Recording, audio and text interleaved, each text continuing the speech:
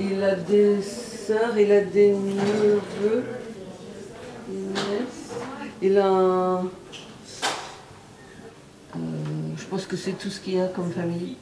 Et des copines. Ah ouais, plein Des cousines, plein d'amis. Des amis. Ouais, écoute. Voilà. Ça, c'est un outil très intéressant. Ici, on prend en charge des personnes dans leur globalité. Donc, connaître leur entourage socio-familial, c'est indispensable. On doit savoir... on doit évidemment savoir quelle est leur maladie et quels sont leurs problèmes au niveau physique, s'ils ont des douleurs, mais on doit savoir s'ils ont une spiritualité, quel est leur profil psychologique et quel est leur environnement socio-familial, qu'est-ce qu'ils ont fait dans la vie, est-ce qu'ils ont travaillé, pas travaillé, où ils ont habité, dans d'autres pays ou pas. Et pour bien prendre en charge une personne dans sa globalité, c'est super important. Si on se contente de savoir qu'il a un cancer, on peut se retrouver comme dans d'autres services de médecine où on dit chambre 24 c'est un cancer du poumon.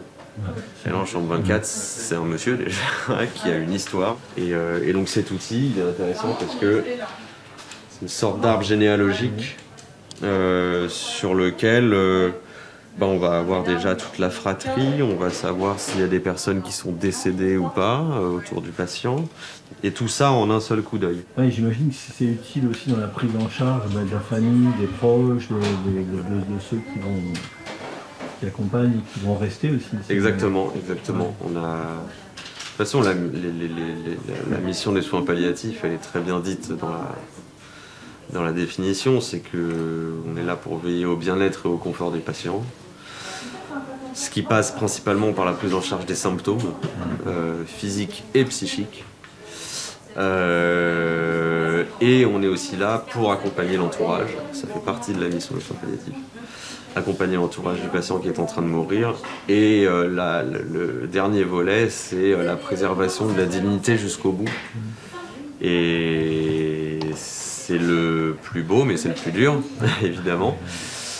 Parce que ça se règle pas avec des médicaments, mais c'est tout un ensemble de manières de faire le soin, quoi, en fait, hein. Manière de faire le soin, centré sur la personne, centré sur ses besoins, en respectant au maximum son intimité, sa dignité, en étant à une juste distance professionnelle, ni trop loin, ni non plus trop proche, que c'est pas notre rôle d'être, voilà, quoi. Et ça, c'est une culture, hein, une culture du soin palliatif.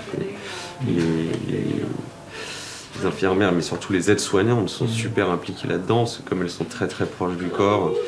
Et voilà, des besoins d'élimination urinaire, fécale, etc., qui peuvent être des choses très dégradantes pour les patients. Elles sont vraiment très importantes dans cette préservation de la dignité jusqu'au bout. C'est quelque chose de vital. Et voilà, c'est une manière d'être, c'est une culture, une manière de voir les choses, de voir la personne en face de soi, quoi. Mais encore une fois, c'est quelque chose qui demande du temps. Et nous ici, on a ce luxe, on a 3 infirmières pour 12 patients, 3 aides-soignantes pour 12 patients, ça fait 6 soignants pour 12 patients, le ratio est énorme. En termes de médecins aussi, hein, on a le temps, quoi. On a vraiment le temps de... Et ça, c'est ça qui est indispensable pour faire ça. Et malheureusement, dans les autres services, ils n'ont pas le temps. Ça demande du temps. Ça demande du temps. C'est pour ça que c'est satisfaisant de travailler ici. Parce qu'on a ce temps-là et on a l'impression de bien faire, du coup.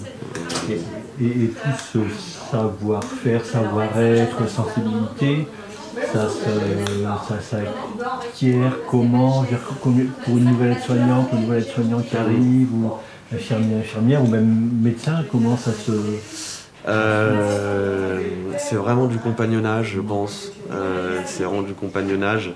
Et c'est pour ça que c'est important qu'il y ait dans les équipes toujours un équilibre entre des anciens et des nouveaux, parce que il y a quelque chose vraiment de l'ordre de la transmission au lit du patient, quoi, hein.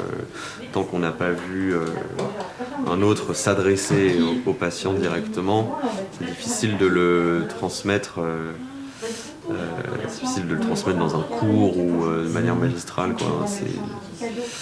Donc ouais, non, c'est du compagnonnage, hein, mais d'ailleurs pas forcément de médecin à médecin, hein. Moi, dans mon cursus, quand j'ai appris les soins palliatifs, c'est souvent des infirmières qui m'ont appris, enfin en les regardant, j'ai appris à me comporter. Donc voilà, c'est pas forcément, c'est pas cloisonné, parce que comme c'est vraiment du savoir-être, ça relève pas d'une connaissance particulière, je pense, ou d'une science. Donc c'est là que le travail en équipe, encore une fois, c'est important. Déjà, Ah bah c'est super. Oui, allô.